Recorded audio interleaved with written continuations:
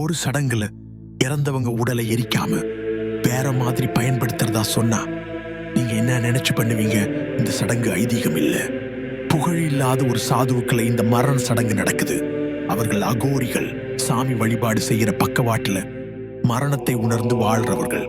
காடுகள், சுடுகாடுகள், அங்கேயே இறந்த உடலை மனிதனே உணவா பார்க்கிறாங்க. இது பசியோட இல்ல, பயத்துல இருந்து விடுவிக்கிற சடங்கு. நீங்க இந்த சடங்கை பத்தி முன்னாடி கேட்டதா? காமெண்ட் பண்ணுங்க.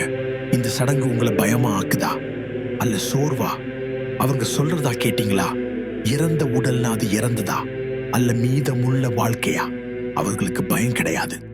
பிணமா இருந்தாலும் அது தெய்வத்துக்கு சமமா பார்க்கறாங்க.